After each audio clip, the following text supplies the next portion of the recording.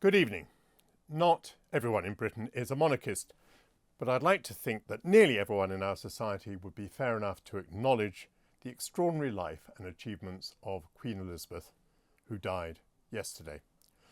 What impresses me most is that in such a long reign, she never committed an indiscretion or put a constitutional foot wrong.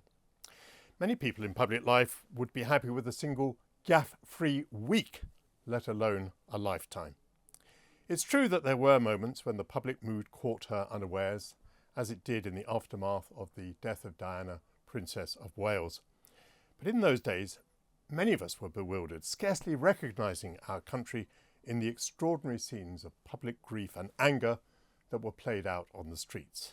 The Queen moved swiftly to respond and to rebuild her relationship with her subjects.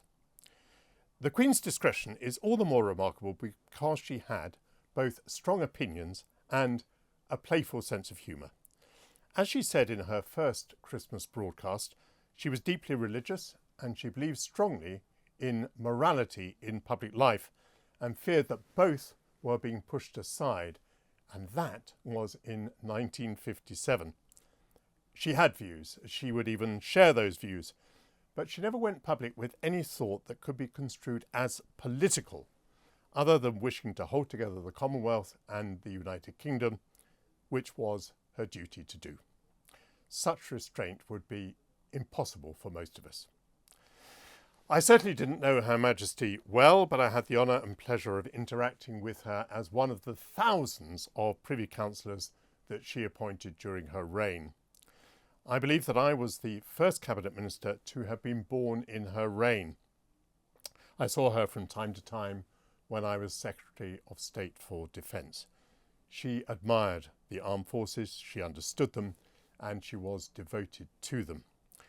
As I sat watching a military pageant with her, she knew every part of the drill, even recalling by name a young officer whom she had admired when she was a very young girl, when she was already watching the parades with keen interest and insight.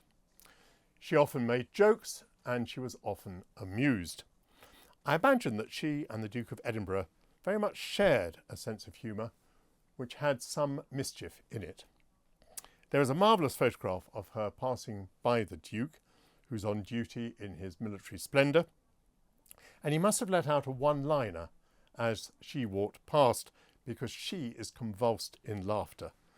That sense of humour often had the Duke in hot water, but never the Queen. Monarchy is a delicate institution. In much of Europe, it has not survived. Justifying it becomes more difficult the more egalitarian that we become. The survival of the monarchy requires consent as much as any other part of our governance and constitution. The Queen recognised that when she recently signed herself as our servant. To be born royal is a burden as well as a privilege. A royal person has no choice in his or her birth, and escaping from being royal is somewhere between difficult and impossible. Royals have to go through all the messy businesses of life, being a teenager, dating, marrying, grieving, maybe divorcing, suffering terrible stress in full public glare, not for a few years, but for a lifetime. The Queen's family has suffered reverses and scandals like other families, but the Queen conducted herself in such a way that she maintained consent for the monarchy amongst her subjects, not just in Britain, but across most of the Commonwealth. She enabled the constitutional monarchy to survive and to command respect in a world where republics and dictatorships are more common.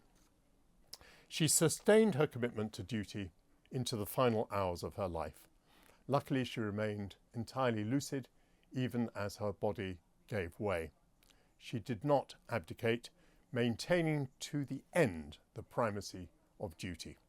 It's quite marvellous that her last acts should be to receive Boris Johnson's resignation, to appoint Liz Truss in his place, and to approve the appointments of all the government's ministers in a final spree of important constitutional activity. His Majesty the King inherits all the goodwill and affection for monarchy created by the Queen's long career.